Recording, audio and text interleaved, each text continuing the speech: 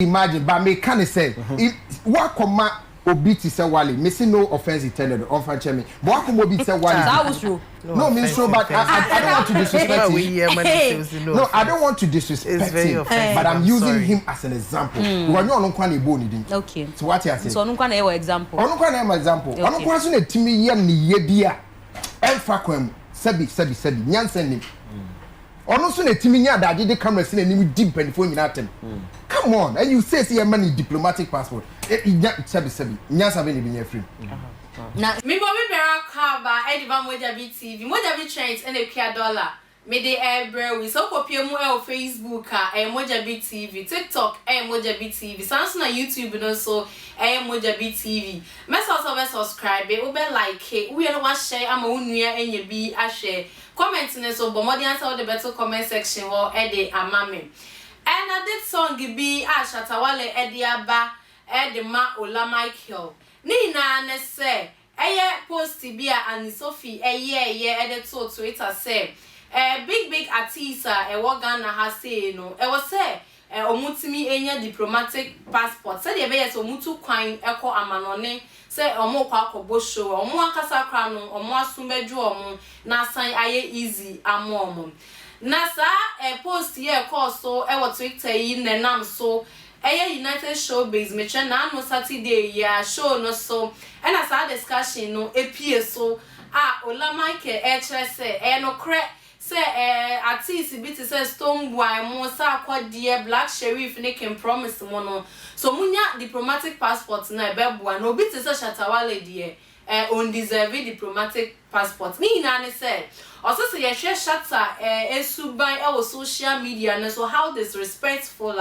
osi ne neoma odidi nkrofo atem mpemfo wo man mu odidi omo atem ni ade na undeserved say obenya diplomatic passport no na sasami ya Ola Michael kaye and I'm so Shatta Wale the big song I more dem pa just Shatta Wale sadent no Ola betimi akasa asem no ache no la kro obu ne say awedi Ola Michael atem poto won big song or the buy no mumi nkotie endwom na Shatta de ma Ola Michael no embra ye ba ye beto aso.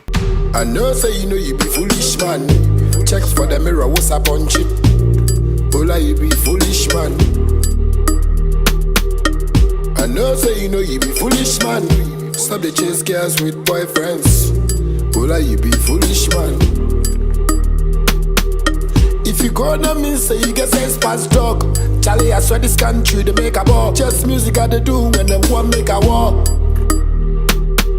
People they sit there and when I throw fire one pet, then go talk to Shatta Ninya Botre.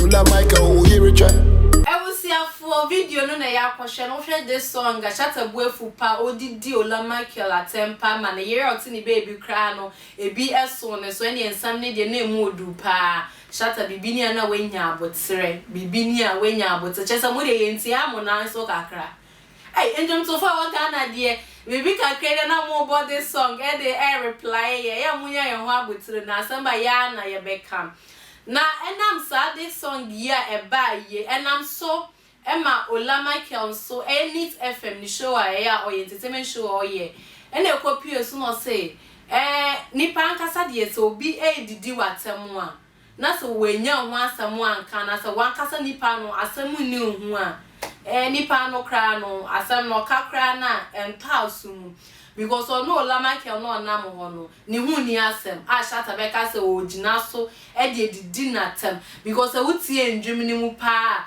Shatta ekre say odi Ola atem e won ndwemni mu no wentimi anka asem bia betimi ahye Ola Michael ye ne yere de ni free mu a wentimi anka asem and I even cry near the end of cry no lady neti and cry no na ye necessary because we all know Shatta Wale Ola cry say enye ne wanwa say Shatta betimi didi na ata no cry Shatta house of cry wa bonju mo didi o mo atam no Ola Michael but all the same no Shatta no penasem pa onim say ba no Ghana ha say atisa opo mo asem a number 1 Shatta Wale openasem but just say okora boot ni mu ana say ebotu na so okora boot ni mu badia and ye utia ne national wentia ne ye dia and ye on fans spare wo into the esini na no Shatta open asem pa ono no la no krasa de song we no ni bunfu wo ho na asem ne de no kra ne da ho na wo de ato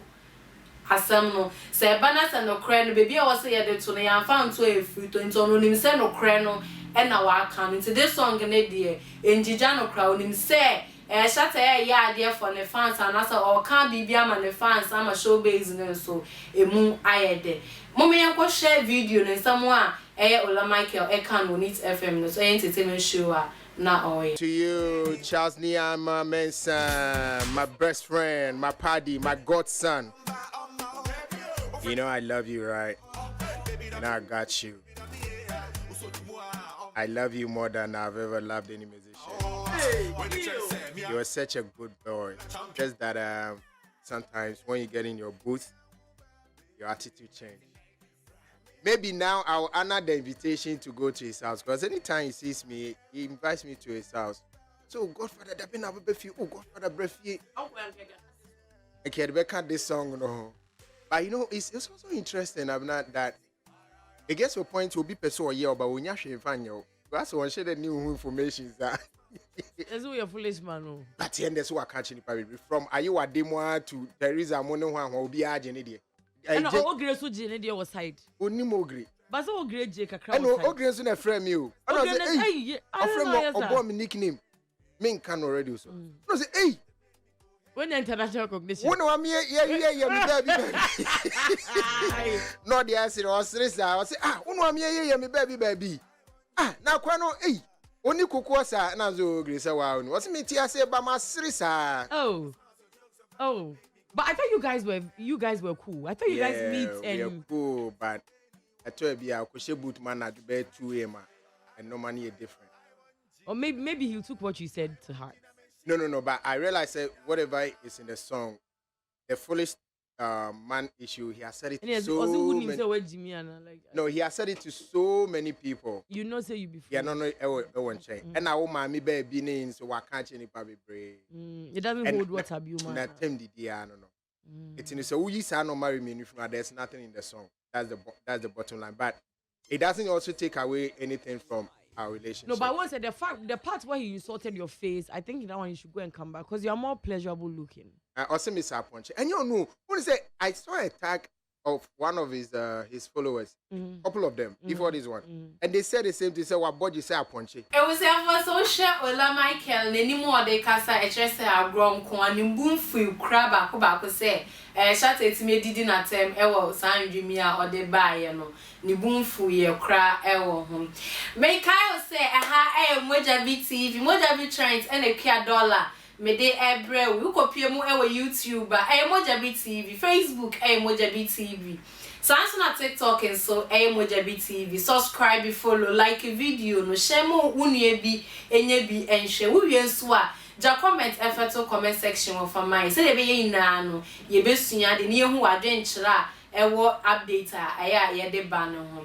So person obo obi bi hu devro say ye dwedie wo ye bibi event bi na o say advertising mawa order for numbers na egu screen ase no na frɛ say de be ya nkomo bi e wo hu bia ne hyehye ye wo hu bia no fra ye no be san hyehye no na bibia nso ayebɔkɔ e de ama ye nyina $1 me na me de trend ni na abrɛ makra mo